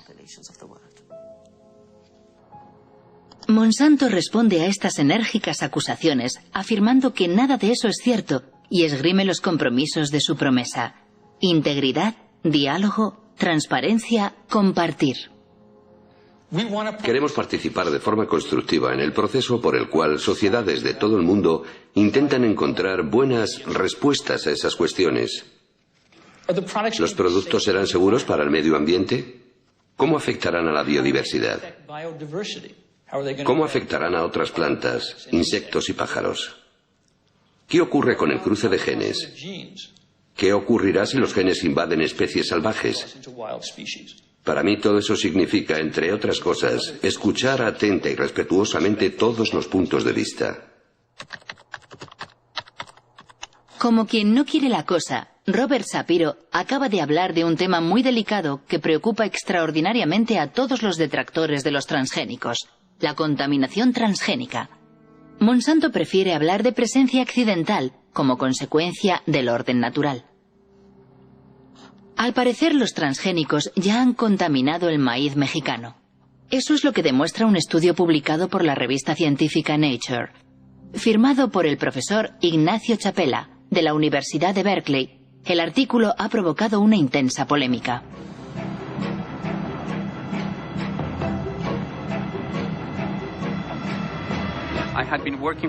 Durante 15 años he trabajado con comunidades indígenas de Oaxaca, en México, para enseñarles a analizar su medio ambiente. Uno de mis estudiantes les está enseñando a detectar los alimentos transgénicos. Llevamos una lata de maíz americano en conserva que tenía que servirnos de control positivo, porque sabíamos que era maíz transgénico. Necesitábamos un control negativo y pensamos que el maíz mexicano era perfecto para eso, porque es el maíz más puro y mejor conservado del mundo. Cuando analizamos las muestras, descubrimos sorprendidos que el maíz que creíamos que no era transgénico ya contenía ADN transgénico. Fue una gran sorpresa comprobar que las variedades tradicionales, preservadas y mantenidas localmente desde hacía 10.000 años, ya estaban contaminadas por transgénicos procedentes de Estados Unidos.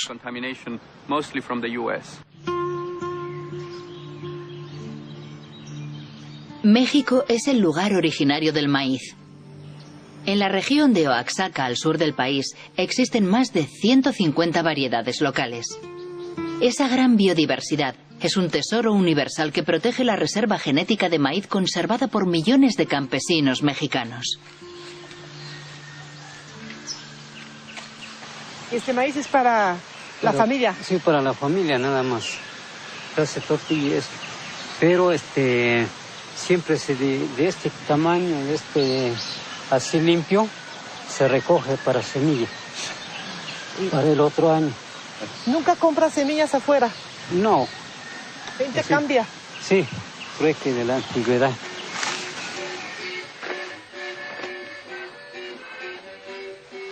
Para proteger la diversidad de su maíz, México ha prohibido los cultivos transgénicos. Sin embargo, en el marco del Tratado de Libre Comercio firmado con Estados Unidos y Canadá, el país no puede impedir la importación masiva de maíz americano, transgénico en un 40%.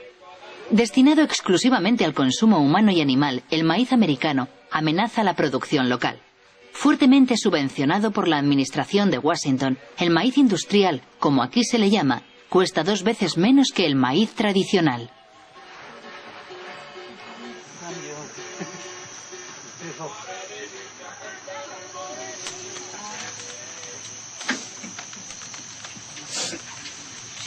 ¿La tortilla siempre se hace con maíz criollo? Sí. Natural, rinde más. Y alimenta más porque es de la tierra pura.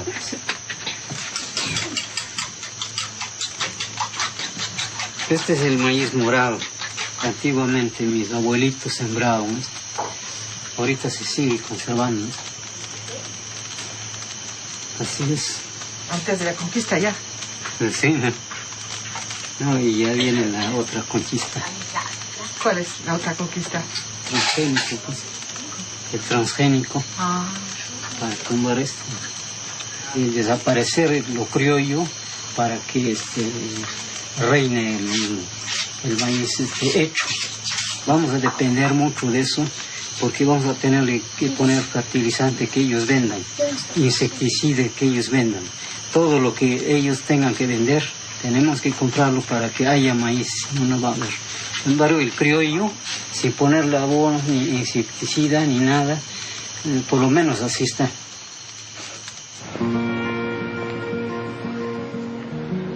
El artículo de Ignacio Chapela en Nature provocó una gran conmoción en México. El Instituto Nacional de Ecología confirmó la contaminación del maíz mexicano. Los genes Roundup Ready y BT se han encontrado en el maíz de 5 regiones del país. ¿Qué ocurrirá si el maíz transgénico se cruza con las variedades tradicionales? La doctora Elena Álvarez llevó a cabo la experiencia con una flor local. Introdujo el mismo gen en varios ejemplares de la planta y después observó su crecimiento. Nosotros hemos visto que aún 2 plantas idénticas genéticamente, es decir, tienen todo el genoma idéntico, todos los cromosomas son igualitos y tienen el mismo transgen, pero este transgen está localizado en diferentes sitios, ¿no?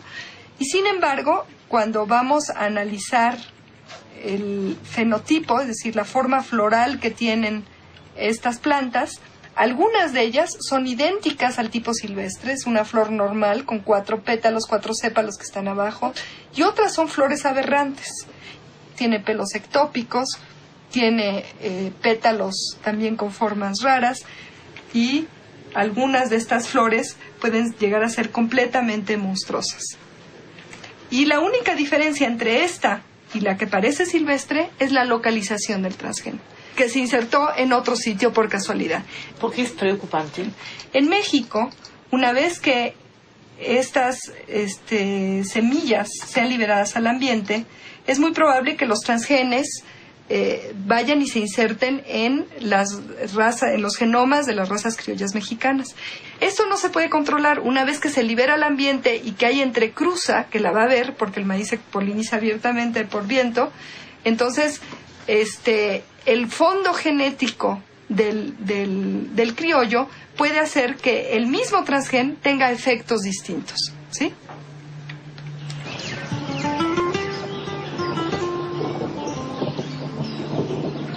Buenos días, los seguimos invitando para que podamos platicar con ustedes un momento en relación a las realidades que se están produciendo actualmente del maíz, sobre todo por la contaminación por transgénicos.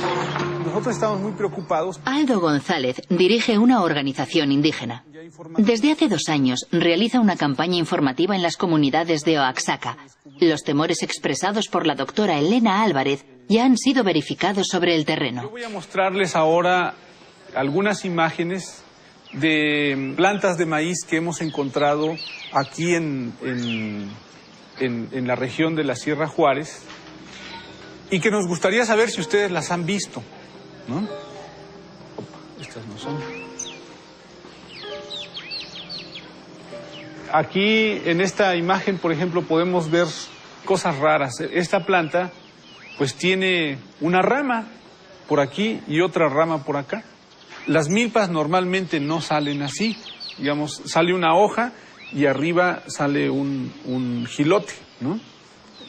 En este caso están saliendo 3 jilotes sobre una sola hoja. Son monstruos. Esa planta nosotros la enviamos a un laboratorio de biotecnología para que detectaran si tenía presencia o no tenía presencia de transgénicos y desgraciadamente nos dio positivo.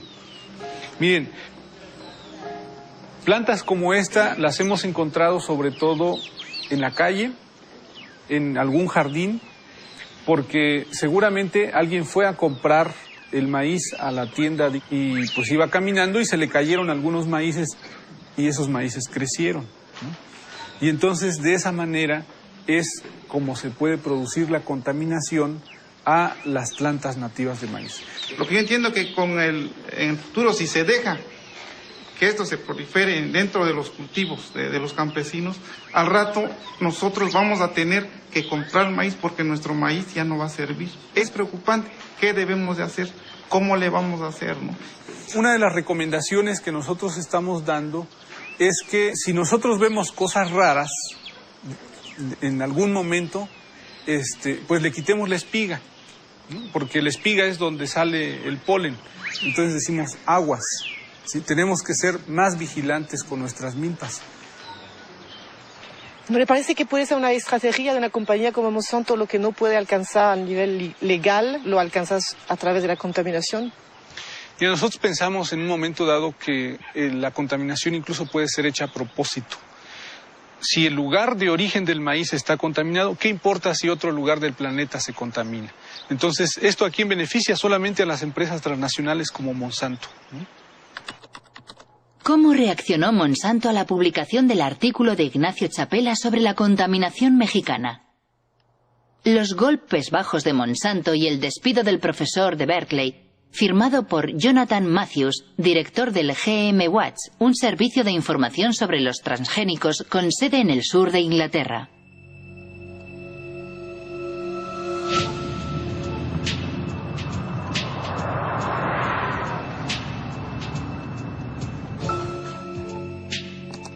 Según Jonathan Matthews, Ignacio Chapela ha sido víctima de una campaña lanzada en AgBioWorld, una página web partidaria de los transgénicos. La víspera de la publicación del artículo de Nature, una tal Mary Murphy envió un email que AgBioWorld distribuyó entre miles de científicos de todo el mundo. Decía así: los activistas sin duda van a hacer correr el bulo de que el maíz mexicano ha sido contaminado por genes de maíz transgénico. Al día siguiente, una tal Andura Smetasek envía un segundo email. Ignacio Chapela, activista antes que científico. Es verdaderamente una campaña de difamación. Los 2 primeros días entran en escena Murphy y Smetasek. A continuación, otros científicos reaccionan diciendo: tenemos que hacer campaña contra eso. Tenemos que inundar Nature con emails que digan que ese estudio no es serio. He pasado mucho tiempo investigando quiénes eran Smetasek y Murphy. Por lo que respecta a Smetasek, si consideramos los datos técnicos de sus emails, vemos recibido de y la dirección del remitente. Y después un protocolo de Internet. Solo hay que copiarlo y buscarla en un anuario de páginas de Internet.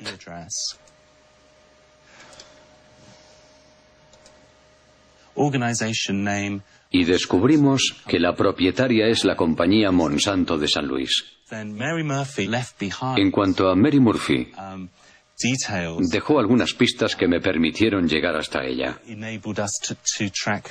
Como podemos ver aquí, los emails enviados por Mary Murphy son de la dirección bw6biwood.com. Investigando, descubrimos que bitboot.com es el nombre de una agencia de comunicación llamada Group Vivin y que entre sus clientes se encuentra Monsanto. Falsos científicos. ¿Realmente son golpes bajos? Sí, podemos hablar de métodos muy sucios que pisotean la ética más elemental. Demuestran que se trata de una empresa capaz de cualquier cosa por imponer sus productos en todo el mundo, incluida destruir la reputación de todos aquellos que se pongan en su camino. La prensa británica se hizo eco de las acusaciones de Jonathan Matthews, pero Monsanto ha preferido ignorarlo. Mientras continúa su imparable ascensión, la firma defiende su visión de un mundo transgénico que supuestamente resolverá los problemas del hambre y el medio ambiente en perfecta armonía.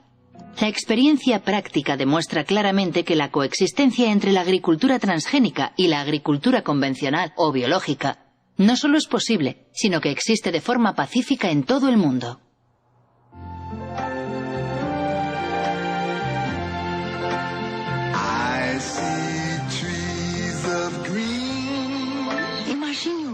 Imagine un mundo que proteja la naturaleza, la tierra, los ríos, donde la gente pueda producir maíz con menos productos químicos y sin matar los bosques. Usted está pensando en un mundo con transgénicos.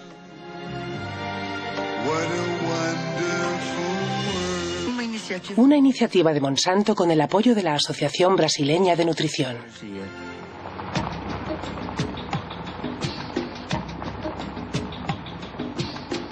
El mundo transgénico. Ya está en marcha en América del Sur, donde en 2007 se sembraron 40 millones de soja Roundup Ready.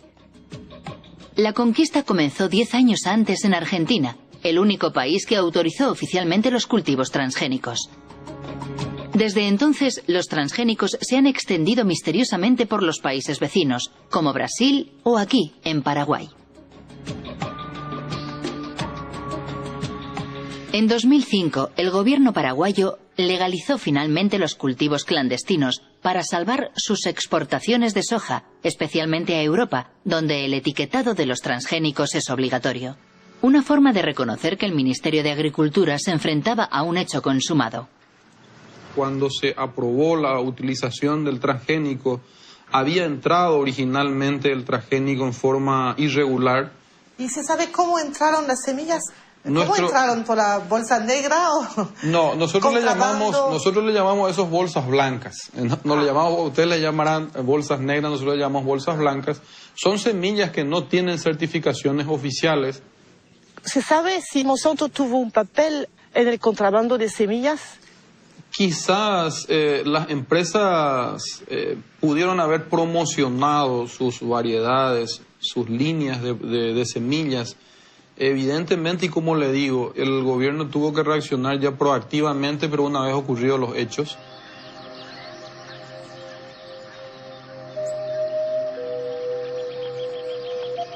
Sea cual fuere su origen, el contrabando fue un buen negocio para Monsanto. Desde que los cultivos fueron legalizados, la compañía ha conseguido que los productores paguen derechos por cada tonelada de soja producida. Igual que en Brasil.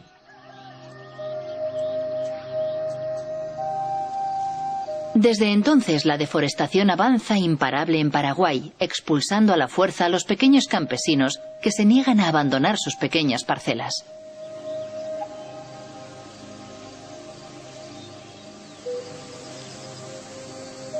Jorge Galeano dirige una organización campesina que lucha contra el avance de lo que llama el desierto verde. Así como estamos teniendo acá una muestra de lo que es el sojal, en realidad es solamente un monocultivo que destruye todo lo que está a su paso, ¿verdad? Entonces, esto eran totalmente bosque y, digamos, parte de la agricultura familiar campesina, que conviven con las plantas, con los árboles, ¿verdad? La mandioca, el maíz. ¿Le parece, Jorge, que el monocultivo transgénico puede convivir con las producciones de los pequeños campesinos aquí? Nosotros estamos seguros que no. No puede convivir, no son compatibles. Es una guerra silenciosa que va eliminando comunidades campesinas, familias campesinas, biodiversidad que tenemos en el campo. Esta trae muerte, trae pobreza, trae enfermedades y la eliminación de todos los recursos con que nosotros contamos para sobrevivir. Actualmente por todo el país se fumiga Roundup, con avionetas o con abonadoras llevadas por obreros agrícolas sin ninguna protección. Se fumiga justo hasta la puerta de las casas o cerca de los cultivos de supervivencia de los pequeños campesinos. Todos los años se destruyen cosechas y miles de personas son contaminadas. Como esta familia rodeada por los transgénicos de Monsanto. Los padres están preocupados por su hijo Pedro, que todos los días tiene que atravesar los campos de soja para ir a vender las tortillas de maíz que hace su madre.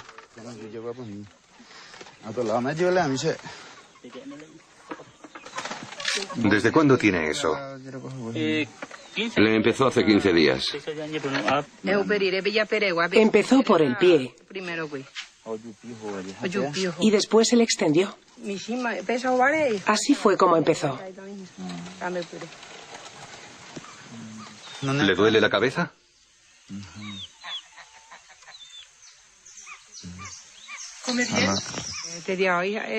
Muy poco. Hoy no ha querido comer lo que le preparé. Solo ha tomado un zumo. ¿Y su hermano? Él come mejor, pero es difícil. Así es, vivimos. Tomamos el agua, intoxicado. muriendo de nosotros 60 patos con ganso. Ahí viene y enseguida cae y muere. Porque allá se pasaba, se mata todo. Ahí a la altura. Y cuando llueve viene el agua y el pato vive por el agua. Y por eso. En Paraguay, el 2% de la población posee el 70% de las tierras cultivables y con los transgénicos la concentración no deja de aumentar. Las 3/4 partes de los productores de soja son extranjeros que invierten su dinero en el nuevo oro verde. Con la crisis de las vacas locas y la prohibición de las harinas animales, y más recientemente, con la pasión por los biocarburantes, el precio de la soja se disparó provocando una avalancha de los cultivos Roundup Ready. Según el último censo de Paraguay, 100.000 personas abandonan cada año el campo para instalarse en los suburbios de las grandes ciudades. La mayoría huye de la soja transgénica de Monsanto, destinada a alimentar los pollos, las vacas y los cerdos de Europa. Ñaña, imítala sobre el modelo de producción. Vamos a hablar del modelo de producción de soja transgénica promovido por Monsanto. Es una empresa multinacional presente en el mundo entero, cuyo objetivo es controlar toda la producción de alimentos en el mundo. ¿Y cómo? A través de la implementación de una agricultura sin agricultor. El resultado es que nos priva de nuestra soberanía alimentaria, es decir, de la posibilidad de alimentarnos por nosotros mismos, sin depender de nadie para hacerlo. Por eso decimos que tenemos que luchar por nuestra soberanía, tenemos que luchar por nuestras tierras, tenemos que defender nuestra comunidad, tenemos que defender nuestra familia, tenemos que defender nuestro país. Mi familia vive en la ciudad y yo no quiero ir allí. Por eso, yo vivo aquí, porque en la ciudad hay que comprarlo todo, hasta la comida, mientras que aquí lo que sembramos es nuestro. Podemos comer lo que queremos, cuando queremos, mientras que en la ciudad no podemos comer lo que queremos. Quiero añadir que el combate de estas familias por su supervivencia nos concierne a todos. En 2007, Monsanto tenía 18.000 empleados en 50 países. Mientras, sus acciones en bolsa no han dejado de subir y sus beneficios alcanzaron $1.000 millones. Entre sus accionistas se encuentran fondos de pensiones, bancos, pero también cientos de miles de pequeños accionistas.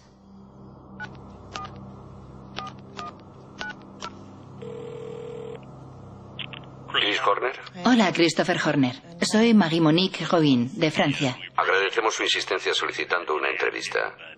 Pero hemos tenido algunas conversaciones internas y no hemos cambiado de opinión. De forma que no tenemos ninguna razón para participar en su documental, porque sospechamos que no será muy positivo para nosotros.